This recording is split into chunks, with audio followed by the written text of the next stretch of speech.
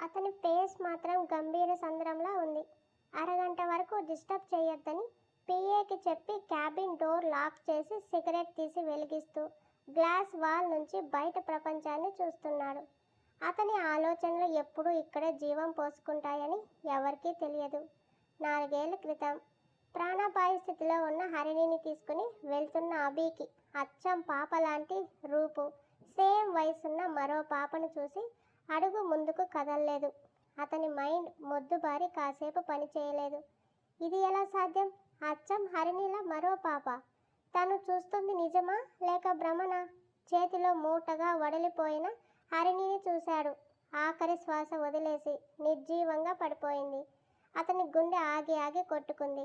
హరిణి బంగారం, లేమ్మా అని దీనంగా పాప బుగ్గలు తట్టి లేపుతున్నా తనలో చలనం లేదు.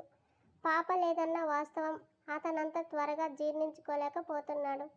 అభి చేతిలో పాప పోవడం చూసిన ఆ అమ్మాయి పీటర్ చెప్పింది అక్షరాల నిజమని నమ్మింది. చూసావా సారా, అతను ఎంత దుర్మార్గుడో! నీ చెల్లిని, నా కూతుర్ని నన్ను కాదని ఎలా తీసుకెళ్ళిపోతున్నాడు? అడిగినందుకు నన్ను ఎలా చావుబాదాడు?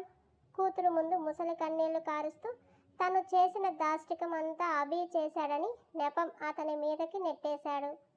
ఊహ తెలిసినప్పటి నుంచి తనకు చెల్లి ఉందని, తన నుంచి, తన తండ్రి నుంచి ఆమె మేనమామ దూరం చేశాడని, తన మీద కోపంతో పాపని టార్చర్ చేస్తున్నాడని సారాకి నూరిపోశాడు పీటర్.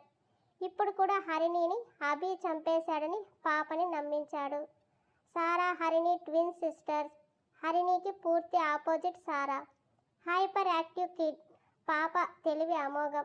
అందుకు కారణం కూడా పీటర్ ఆమెకు చిన్నప్పటి నుంచి స్మాల్ అమౌంట్ ఆఫ్ డ్రగ్స్ ఫుడ్లో కలిపి ఇస్తూ తన శత్రువు అయిన అభిని పాపకి శత్రువు చేశాడు. అసలు హరిణిలానే ఉన్న సారాని చూసిన అభి చేతిలో పాపని సెక్యూరిటీకి ఇచ్చి పెద్ద పెద్ద అంగంలో పీటర్ ముందుకొచ్చి కింద పడి నోటి నిండా రక్తంతో కూడా క్రూరంగా నవ్వుతున్న వాడి చొక్కా పట్టి పైకి లేపి, ఏం చేశావ్ అన్నాడు ఉగ్రమూర్తిగా. ఏం చేశానో కళ్ళు ముందు కనపడడం లేదా బామర్ది అన్నాడు చావు అంచుల్లో కూడా వెటకారంగా. ఇంకో దెబ్బ గట్టిగా కొడితే చచ్చేలా ఉన్నాడు. చెల్లి చావుని చూసి, తండ్రిని పట్టుకున్న అభిని చూసి ఉరుకుతూ వచ్చిన సారా మా నాన్నని వదులంటూ తనకు అందిన అభి కాళ్ళని కొరికేసింది. కత్తుల్లా ఉన్న పాప పళ్ళు దిగబడుతుంటే పీటర్ నవ్వు అనుమానం తెప్పించి సారాని తీసుకోమని తన మనుషులకు చెప్పి పీటర్ని వేరే రూమ్లోకి లాక్కెళ్ళి విసిరేశాడు. ఏంటి అభి, ఊహించలేదు కదా ఈ షాక్ని? రే, ఇప్పటికే ఎక్కువ చేశావు. ఏం చేసావో చెప్పకపోతే పుచ్చ పేలిపోతుందని గన్ వాడి బుర్రకి గురిపెట్టాడు. పీటర్ చేతికి ఉన్న వాచ్ కెమెరా సారా చేతికి ఉన్న కెమెరాతో లింక్ అయి మాటలు వినబడకున్న మనుషులు కనిపిస్తారు. తన డాడీకి అభి గన్ గురిపెట్టడం చూసి అతని మీద హేట్నెస్తో పాటు కసి ఇంకో మెట్టు పెరిగింది సారాలో. అనుని నేను ట్రాప్ చేసి సొంతం చేసుకున్నా. ఆ రోజు తనతో లెక్కకు మించి ఇంటిమేట్ అయ్యి కన్సీవ్ అవ్వడానికి కష్టపడ్డాను. ఫలితంగా తను ఇద్దరికి ఊపిరిపోసింది. ఆ విషయం అను కంటే ముందే నాకు చెప్పింది హాస్పిటల్లో నేను పెట్టిన డాక్టర్. సో ట్విన్స్ అనే విషయం ముందు నాకు తెలిసింది. నీ మీద పగ తీర్చుకోవడానికి నాకు దొరికిన గొప్ప అవకాశం ఇదని ఆ క్షణం ఫిక్స్ అయ్యా. ఎవ్రీ మంత్ అనుని నువ్వు చెకప్కి తీసుకొచ్చినా నీకు ఏ విషయం తెలియకుండా జాగ్రత్త పడ్డాను. అను డెలివరీ అయినప్పుడు మాత్రం తనకి తెలిసింది తన కడుపులో ఉంది ఒకరు కాదు ఇద్దరని. ఆ విషయం తెలుసుకున్నాక తను బ్రతికి ఏం ప్రయోజనం, అందుకే చంపేశాను. పీటర్ గొంతు పట్టుకున్నాడు అభి. వినవా మరి అన్నాడు. వాడు మనిషి జాతికి చెందినవాడు కాదు కదా. ఆ నొప్పిని తట్టుకున్నాడు.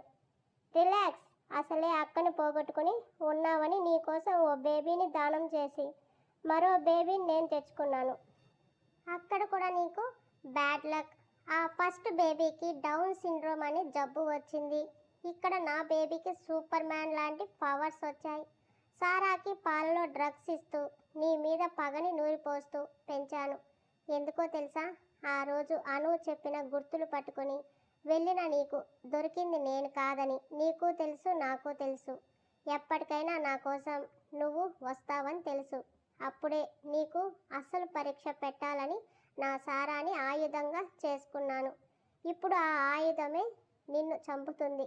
ఫట్ ఫట్ మన్న పీటర్ చంపలు అదిరి మిగిలిన కాస్త పళ్ళు ఊడొచ్చాయి.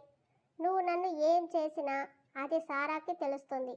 తన దృష్టిలో నువ్వు విలన్గా మారడానికి హెల్ప్ అవుతుంది. ఇంకో విషయం, తనని నా నుంచి నువ్వు ఎత్తుకు వెళ్ళలేవు.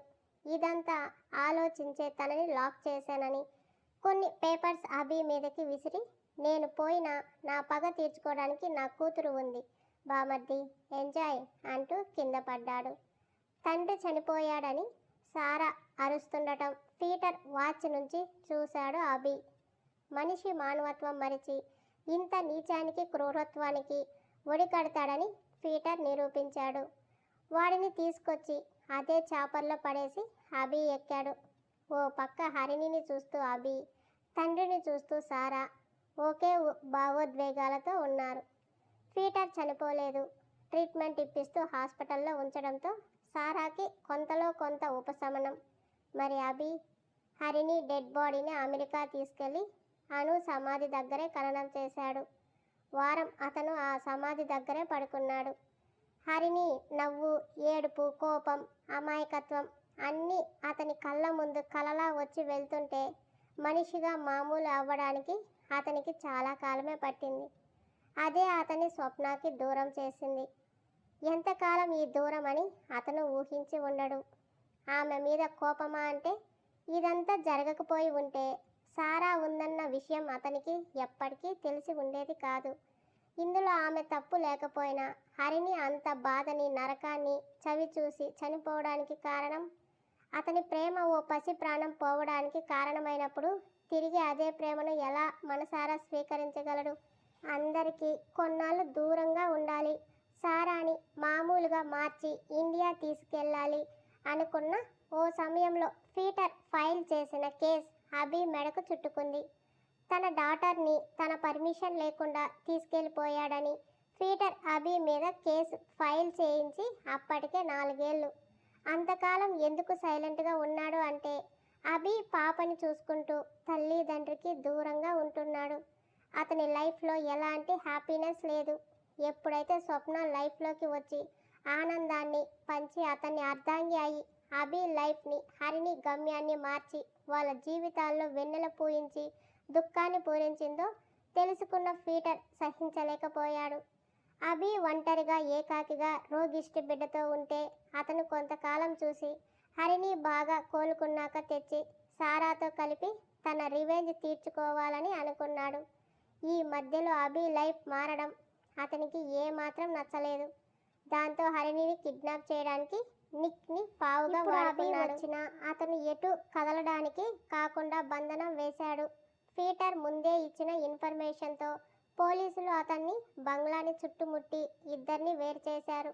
అభి మీద ఆల్రెడీ కేసు ఫైల్ అవ్వడంతో అతన్ని అరెస్ట్ చేసి కోర్టులో ప్రొడ్యూస్ చేశారు. తన సిస్టర్ ఎలా చనిపోయిందో చెప్పాడు అభి. హరిణిని ఏ పరిస్థితుల్లో తీసుకెళ్లాడో కూడా వివరించాడు. ఇప్పుడు సారాని కూడా తనతో పంపించమని జడ్జిని రిక్వెస్ట్ చేశాడు. పీటర్ పిల్లలకు మత్తు ఇచ్చిన కారణంగా అతనికి జీవితకాలం ఖైదు వేశారు. సారాని మాత్రం టీనేజ్ వచ్చే వరకు తన దగ్గర ఉండటానికి పర్మిషన్ ఇచ్చారు. పీటర్ అది ఊహించే సారాని అభికి వ్యతిరేకంగా పెంచాడు. వాడు ఉన్నా సచ్చినా సారా తన వారసత్వ పగని కంటిన్యూ చేస్తూ అభికి లైఫ్లో సంతోషం, సుఖం, మనశ్శాంతి లేకుండా చేస్తుందని అతని పథకం. అదే జరిగింది కూడా. సారాకి 13 ఏళ్ళు వచ్చే వరకు ఎక్కడికి వెళ్ళడానికి వీల్లేదని ఆదేశించింది. కొన్నాళ్లకు వ్యాపార రీత్యా జర్మనీ వెళ్ళడానికి కోర్టు అనుమతి తీసుకున్న అభి సారాతో ప్రజెంట్ జర్మనీలో ఉంటున్నాడు. ఈ మధ్య కాలంలో అతను ఇండియా కూడా వెళ్ళి ఉండొచ్చు, కానీ సారా పూర్తిగా మారాకే ఇండియా తీసుకెళ్లాలని అనుకుంటూ అతను చేయని ప్రయత్నం లేదు. చిన్నతనంలో వేసే బీజం పిల్లల్లో ఎంత ప్రభావం చూపిస్తుందో ఈ 4 ఏళ్లలో సారాలో చూశాడు అతను. సారా కోసం హరిణిని కూడా చెయ్యనంత ప్యాంపర్ చేశాడు, బుజ్జగించాడు, బతిమలాడాడు. హరిణి లేదన్న నిజాన్ని, స్వప్న దూరమైందన్న వ్యధని సారా కోసం పక్కన పెట్టి తనని తాను పూర్తిగా మారి ఆమెకు ప్రేమను పంచాలని చూసిన గంజాయి తోటలో పెరిగిన సారా తులసి మొక్కగా మారడం అసాధ్యమైంది. ఇక తప్పక తను కూడా రూట్ మార్చి పూర్తి ఒరిజినాలిటీకి వచ్చి సారా దృష్టిలో రాక్షసుడుగా స్థిరపడ్డాడు. అయినా పాపలో మార్పు లేదు. మరింత మొండిగా తయారయ్యి అభి వద్దన్న పనే చేస్తుంది. పీటర్ జైల్లో ఉన్న తన పావులు పారించడం ఆపలేదు. అభి మీద సారా పగని పెంచడానికి అప్పుడప్పుడు అటాక్స్ ప్లాన్ చేస్తున్నాడు. అవి ముందే పసిగడుతూ ఎప్పటికప్పుడు అలర్ట్ అవుతున్నాడు అభి. పాపకి ఏదైనా జరిగితే ఈసారి పూర్తిగా దూరం అయిపోతుంది. తన ప్రేమను దూరం చేసుకుని మరీ చేసిన సాక్రిఫైస్కి అర్థం లేకుండా పోతుంది. అందుకే పాప ప్రతి అడుగు కనిపెట్టుకొని ఉంటూ ఈ 4 years మరో హరిణిని హ్యాండిల్ చేసినట్టు జాగ్రత్తగా చూసుకుంటున్నాడు. Present India. ఓ international school. Children's last 5 minutes చేతికున్న వాచ్ చూసి చెప్పింది స్వప్న. ఆమె హెచ్చరికతో పిల్లలంతా ఆఖరి సమయంలో చకచక పరీక్షను పూర్తి చేసే పనిలో పడ్డారు. శారీలో పొడవాటి జడని అల్లుకుని ఎడమ చేతికి వాచ్, కుడి చేతికి సింగిల్ బ్యాంగిల్ సింపుల్గా ఉన్నామె రూపం చూసి ఎవరైనా గౌరవించాల్సిందే అన్నట్టు ఉంది స్వప్న. టైమ్ అప్ మ్యామ్ ప్లీజ్, ఇంకో 1 minute కొందరు పిల్లలు బతిమలాడుతున్నారు. నో, స్టడీస్లో మోస్ట్ ఇంపార్టెంట్ టైం. ఇచ్చిన టైంలో రాసిన వాళ్ళే విన్నర్స్. పేపర్స్ కలెక్ట్ చేస్తుంటే కొందరు బిక్క మొహాలు వేస్తున్నారు.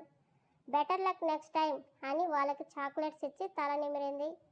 ఆమె లాలనకి వాళ్ళ దిగులు ఎగిరిపోయి ఓకే మ్యామ్ అన్నారు ఉత్సాహంగా. నవ్వుతూ పేపర్స్ కలెక్ట్ చేసుకుని బ్రేక్ బెల్ కొట్టడంతో ఆఫీస్ రూమ్కి వెళ్తుంటే స్వప్న మిస్ అని పిలిచింది నర్సరీ టీచర్. చెప్పండి మిస్, హరిణి చాలా అల్లరి చేస్తుంది. తనతో కూర్చున్న పిల్లల్ని కొడుతుంది. వాళ్ళ స్నాక్స్ తీసుకుని దాచేస్తుంది. ఆవిడ కంప్లైంట్స్ ఇస్తుంటే స్వప్న ఆమె వెంట వెళ్ళింది. పాలుగారే బుగ్గలతో తన పక్క పిల్లాడి స్లేట్ లాక్కొని పారిపోతున్న 4 ఏళ్ల పాపను చూసి హరిణి అని పిలిచింది స్వప్న. మమ్మీ గొంతు వినగానే పరిగెడుతున్న పాప అడుగులు ఆగిపోయి చప్పున స్లేట్ దాచేసింది. తన చిట్టి చేతులు పలకని దాచలేకపోతున్నాయి.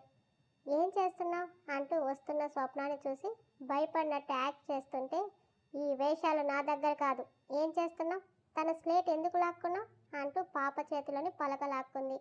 మమ్మీ పెదవులు విరిచి క్రయింగ్ ఫేస్ పెట్టింది. అలా చేస్తే మమ్మీ ఈజీగా మెల్ట్ అయిపోతుందని తనకి తెలుసు. ఇలాంటి వేషాలు ఇంట్లో. అసలు తన స్లేట్ ఎందుకు లాక్కున్నావు? తను నా ఫ్రెండ్ స్లేట్ తీసుకున్నాడు. మమ్మీ కళ్ళలో సీరియస్నెస్కి బుద్ధిగా ఆన్సర్ చేసింది. స్వప్న ఆ బాబు వైపు చూసి నిజమా అని అడిగింది. వాడు దొరికిన దొంగలా తల వంచేశాడు. తన పాప ఎలాంటి తప్పు చేయదన్న గర్వం తల్లిగా స్వప్నకి హ్యాపీ ఇచ్చింది. హరిణి తన ఫ్రెండ్ని తీసుకొచ్చి ఏం జరిగిందో మ్యామ్కి చెప్పు అంది. పాప చిట్టి చిట్టి మాటలతో చెప్పింది. పిల్లల్ని సర్ది చెప్పి పంపించి ఆ నర్సరీ టీచర్ని చూసి ఏం జరిగిందో అడిగితే పాప ఆన్సర్ చేస్తుంది మేడం. తను అల్లరి చేస్తుందంటే నమ్ముతాను, కానీ అబద్ధం చెప్పింది, తప్పు చేస్తుంది అంటే నమ్మను. తన బ్లడ్ అలాంటిది అనేసి హరిణి కోసం చూస్తే తన అక్కలు లేదు, వెళ్ళిందిక. తన ఫ్రెండ్కి స్లేట్ మీద మమ్మీ డాడీ అని రాసి ఇచ్చింది. వెనకే నిల్చుని చూస్తున్న స్వప్నకి డాడీ పదం కనిపించి కళ్ళలో నీళ్లు చిప్పిలాయి. హరిణి, ఎప్పుడు మీ మమ్మీని చూశాను కానీ మీ పప్ప ఒక్కసారి కూడా రాలేదు, ఎందుకని? మా డాడీ చాలా బిజీ, నా కోసం చాలా కష్టపడుతున్నారని మమ్మీ చెప్పింది. వింటున్న స్వప్న గుండె బాధతో ముడేసినట్టు అయ్యింది. స్వప్నాన్ని చూసి ఆ పాప లేచి నిల్చుంటే వెనక్కి తిరిగిన హరిణి ఎస్ మిస్ అంది. Good guy. అంతే మొండిది. కోపం వస్తే మేడం అని సాగదీసి పిలుస్తుందని నవ్వుతూ హరిణి అంటూ నీస్ మీద కూర్చుంది. చేతులు కట్టుకుని అలిగి పక్కకి తిరిగింది. హరిణి, నా స్వీట్వి చక్కెర లడ్డు కదూ, మమ్మీ మీద అలుగుతావా? మరీ పక్కకి తిరిగింది. ఇంతలో బ్రేక్ ఫినిష్ అయ్యి బెల్ కొట్టారు. తన ఫ్రెండ్ని తీసుకొని హరిణి వెళ్తే ఇంత లేదు, ఎంత కోపమో, అంత బాబు పోలికలు అని ముద్దుగా మురుసుకుంటూ వెళ్ళింది. లంచ్ కూడా ఫ్రెండ్స్తో క్లాస్లో తినేసింది హరిణి. పిల్లలకు వాళ్ళే తినడం నేర్పిస్తారు అక్కడ. క్లాస్ చెప్తూ విండో నుంచి కింద ప్లే ఏరియాలో ఆడుతున్న పాపని చూస్తుంది స్వప్న. హరిణి 4 ఏళ్ళైనా కొంచెం ఎత్తుగా బొద్దుగా ఫస్ట్ క్లాస్ అమ్మాయిలా ఉంటుంది. మాటల పుట్ట, ప్రేమ ఎంతో, కోపం అంతా. చిట్టి చిట్టి షూస్తో స్పీడ్గా రన్నింగ్ రేస్ పెట్టుకుంది తన ఫ్రెండ్స్తో. కాలికి కాలు అడ్డుపడి కింద పడింది. స్వప్న హృదయం క్షణం ఆగిపోతే వెంటనే లేచి మళ్ళీ పరిగెందుకొని ఫ్రెండ్స్ని దాటుకొని ఫస్ట్ వచ్చింది. గ్రాస్ అవ్వడంతో దెబ్బలు తగలలేదు. ఊపిరి పీల్చుకొని స్వప్న ముందు భయపెట్టి తర్వాత ఊపిరి పోయడం అలవాటు అచ్చు నాన్నలా. రోజులో ఎన్నిసార్లు తన భర్తని గుర్తు చేస్తుంది ఈ ప్రతిరూపం. అడుగడుగున అతని రూపం అచ్చు దింపేసింది మరి. ఈవినింగ్ స్కూల్ టైం అయ్యాక పాపతో స్కూల్ బస్సులో ఇంటికి చేరుకున్నారు. ఓ గేటెడ్ కమ్యూనిటీ అపార్ట్మెంట్లో ఉంటుంది స్వప్న. బస్ దిగాక హరిణి వడివడిగా తన బుజ్జి సిన్శాన్ బ్యాగ్తో వెళ్ళిపోతుంటే హరిణి అని పిలిచింది స్వప్న. ఆగుతుంది అసలు. నేరుగా లిఫ్ట్ దగ్గరికి వెళ్ళి అక్కడే ఉండే వాచ్మ్యాన్ని పలకరించింది. ఏంటి హరిణి పాప, మళ్ళీ మమ్మీ మీద అలిగావా? నవ్వుతూ అడిగారు ఆ పెద్దాయన. అంది క్యూట్గా. ఏంటి టీచర్ అమ్మా, మా హరిణి తల్లిని ఏమన్నావు? తను ఎంత మంచి పిల్ల. అంకుల్ తనకి సపోర్ట్ చేస్తాడని అక్కడ ఆగింది బేబీ. నేనేం అనలేదు బాబాయ్. మీ పాపకి కోపం ముక్కు మీద ఉంటుంది. నన్నేం చేయమంటావు మరి అని పాపని ఎత్తుకొని బొగ్గకి ముద్దు పెట్టింది. అంతే, పాప కూడా హ్యాపీ అయిపోయి మమ్మీ చిక్కి కిసి ఇచ్చింది. స్వప్న బ్యాగ్ నుంచి చాక్లెట్ ఇస్తుంటే స్కూల్లో తినొద్దని చెప్పి ఇక్కడ ఇస్తున్నావు మమ్మీ అంది. నీ ఫ్రెండ్ కోసం స్టెప్ తీసుకున్నందుకు అని అంకుల్కి బాయ్ చెప్పి లిఫ్ట్లో ఫ్లాట్కి వచ్చారు. వీళ్ళ కోసమే ఎదురు చూస్తున్నారు తాతగారు. తాతయ్య ఎప్పుడు వచ్చారు? ఫోన్ కూడా చేయలేదు అంది పాపని దించుతూ. హరిణి పరుగున ఆయన దగ్గరకు చేరి హాయ్ తాత అంది. ఐఎమ్ ఫైన్ బేబీ అని నీతో ఓ ముఖ్యమైన విషయం మాట్లాడాలి స్వప్నమ్మ, అందుకే వచ్చాను. ఏంటి తాతయ్య? మనం జర్మనీ వెళ్ళాలి. ఎందుకు? సారా పుట్టినరోజు. అభి రమ్మని చెప్పాడు. కాఫీ కప్ పట్టుకున్న స్వప్న చేయి షివర్ అవుతుంటే మనిషి కదలకుండా ఉండిపోయింది. ఎక్కడికి వెళ్తున్నాం తాత? చాక్లెట్ తింటూ అడిగింది హరిణి. డాడీ దగ్గరకు బంగారం అన్నాడు. వావ్, నేను రాను తాతయ్య. కప్ ఆయనకిచ్చి తను కూర్చుంది. స్వప్న ప్లీజ్ నన్ను బలవంతం చేయకండి. నువ్వు రాకపోతే వచ్చేలా చేస్తాడు వాడు. నీళ్లు నిండిన కళ్ళని హరిణికి కనిపించకుండా తుడిసేసింది. అయినా సరే నేను రాను. ఎందుకు? నాకు చెప్పారా రమ్మని? నవ్వారు ఆయన. ఇదిగో ఇన్విటేషన్. దాన్ని తీసుకోకుండా మీరు ఎందుకు తెచ్చారు? నేను తీసుకురాలేదు. పోస్ట్లో ఇంటికే పంపాడు. ఈ విషయంలో మాత్రం నేను మీ మాట వినను తాతయ్య. సారీ, నేను రాలేనని తిరిగి అదే ఇన్విటేషన్ మీద రాసి పంపండి. డిన్నర్ చేస్తాను, తిని వెళ్ళమని చెప్పి కిచెన్లోకి వెళ్ళింది. తాత మమ్మీ రాదా డాడీ దగ్గరకు? మళ్ళీ శాడీ అయిపోయింది హరిణి. తనకంటూ ఆత్మాభిమానం ఉంది చిట్టి తల్లి. నువ్వు కడుపులో పడింది మొదలు భూమి మీదకి వచ్చే వరకు మీ డాడీ కోసం కళ్ళలో ఒత్తులు వేసుకుని ఎదురు చూసింది వస్తాడని. రాలేదు. ఎప్పటికైనా వస్తాడని అదే ఆశతో నిన్ను పెంచుతుంది. ఇప్పుడు కూడా వాడు రాలేదని బాధ తప్ప కోపం లేదు. ఈ సమస్యకి పరిష్కారం మీ డాడీనే చూస్తారు. నువ్వు దిగులు పడకని చెప్పారు. ఆ చిన్ని మనసు ఏం అర్థం చేసుకుందో ఇంకా మాట్లాడలేదు. నైట్ డిన్నర్ చేసి ఇంటికి వెళ్ళిపోయారు తాతగారు. హరిణి సరిగా తినలేదు. అభి టాపిక్ వస్తే చాలు తను అలాగే బిహేవ్ చేస్తుందని స్వప్న కూడా ఫోర్స్ చేయలేదు. పాపని పక్కన వేసుకొని జోకొడుతూ నా మీద కోపం ఉందో లేదో తెలియదు. కనీసం నీ పాపని చూడటానికి కూడా రావాలి అనిపించలేదు అభి. ఆమె కంటి పక్కల నుంచి నీళ్లు ధారగా పోతున్నాయి. కళ్ళు మూసుకొని గతంలోకి వెళ్ళింది స్వప్న. ఇంట్లో నుంచి వచ్చిన తనకి ఎక్కడికి వెళ్ళాలో దిక్కు తోచలేదు. హరిణి లేని ఇంట్లో ఉండటం తన వల్ల కాలేదు. ఎంతో ఆలోచించింది పాప కోసం. చివరికి తన మూలంగా అలాంటి నరకంలో పడిన హరిణి ముఖమే కళ్ళ ముందు మెదులుతుంటే అప్పటికే తన కడుపున పడిన ప్రాణం కారణంగా తన ప్రాణాలు తీసుకోలేకపోయింది ఆమె. లేదంటే ముక్కు పచ్చలారని పసిపాప చావుకి తనే కారణమైన గిల్టీనెస్తో ఎప్పుడో గుండె ఆగిపోయేది. అభి వచ్చి తనని నిలదీసి ఉన్న ఈ బాధ ఉండేది కాదేమో. అతను కూడా తనని దూరం పెట్టడంతో ఆ ఇల్లు పరాయిది అనిపించి లెటర్ రాసి వచ్చేసింది. ఇంటికి వెళ్ళాలని లేదు. హోమ్కి వెళ్ళిన తాతగారు కనిపెడతారని ఆలోచిస్తూ బస్ స్టాప్కి వచ్చిన ఆమె అక్కడ ఉన్న బస్ ఎక్కేసింది. చేతిలో చిల్లి గవ్వ లేదు. టికెట్ అంటూ వచ్చిన కండక్టర్కి చేతి గాజు తీసి ఇస్తే అయినింటి అమ్మాయిలా ఉందని, ఆమె ఏదో బాధలో ఉందని ఉబ్బిన కళ్ళను చూసి ఎక్కడికి వెళ్ళాలని అడిగాడు. బస్సు వెళ్ళే ఊరు పేరు చెప్పింది. టికెట్ తీసి ఇచ్చి వెళ్ళిపోయాడు. గమ్యం ఏంటో తెలియని ఆమెకు తెలియదు తన వెనుకే కార్ ఒకటి ఫాలో అవుతుందని. సిటీలో దిగాక బస్టాండ్లో కూర్చుంది. అప్పటికే బస్సులో 2 సార్లు వామిట్ అయ్యింది. జర్నీకి నీరసానికి మసగ్గా మారి స్పృహ కోల్పోయింది. ఆమె కళ్ళు తెరిచేసరికి హాస్పిటల్లో ఉంది.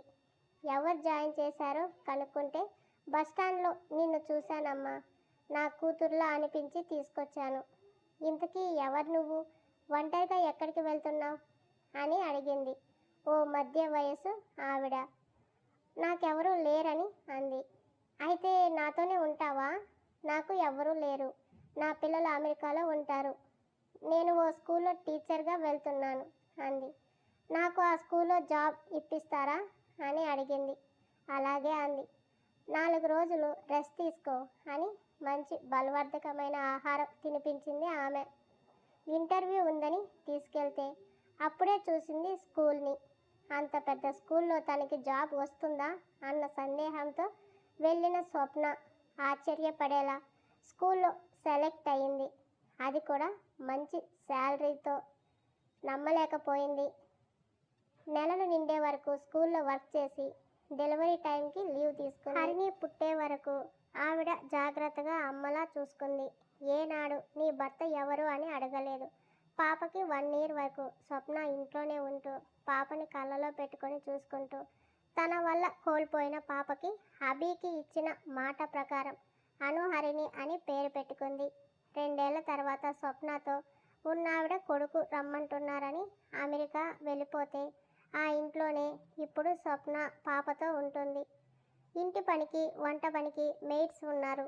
పాపతో మార్నింగ్ స్కూల్కి వెళ్ళి ఈవినింగ్ వస్తుంది. ఒకానొక రోజు స్వప్న వచ్చేసరికి ఇంటి దగ్గర తాతగారు ఉన్నారు. ఆయన్ని చూడగానే స్వప్నకి దుఃఖం ఆగలేదు. తండ్రిని చూసిన పాపలా పరుగున వెళ్ళి పట్టుకుని ఏడ్చేసింది. ఏంటి స్వప్న, పాపతో ఇలా ఒంటరిగా ఉండాల్సిన అవసరం ఏముంది నీకు? పద మన ఇంటికి వెళ్దాం అన్నారు. ఇక్కడ నాకు బాగుంది తాతయ్య, ఇలాగే ఉండనివ్వండి అని హరిణిని చూపించింది. పాపని ఎత్తుకొని ముద్దులు పెట్టి నా ముని మనవరాలు అన్నారు మురిసిపోతూ. స్వప్న ఏం చేసేది అడిగితే చెప్పింది టీచర్గా వెళ్తున్నానని. ఆయన వచ్చారా తాతయ్య అని అడిగితే అక్కడ అభి ఎలాంటి పరిస్థితిలో ఉన్నాడు చెప్పారు ఆయన. ఆయన సారాతో అంత ఇబ్బందుల్లో ఉంటూ కూడా నన్ను ఇక్కడ కాచుకుంటూ వచ్చారు తాతయ్య. స్వప్న, నాకు అంతా తెలుసు తాతయ్య. ఆ రోజు నేను ఇంట్లో నుంచి వచ్చేశాక సెక్యూరిటీ నన్ను ఫాలో అయ్యారు. అక్కడి నుంచి ఒక ఆవిడ నా కోసం పంపించారు. పాప పుట్టే వరకు అమ్మలా నాకు తోడుంది ఆవిడ. ఆయన లేరనే బాధ తప్ప మరే లోటు లేకుండా చూసుకున్నారు. కొంతకాలం క్రితమే ఆవిడ వెళ్ళిపోయింది. ఇప్పుడు మీరు వచ్చారు. నేను స్వప్నాని తాతయ్య, అభిమన్య భార్యని. మా ఆయన ఎలాంటి వాడో నాకు తెలియదా? ఆమె కళ్ళలో అభి ప్రతిబింబం వెన్నెల్లా విరిసింది.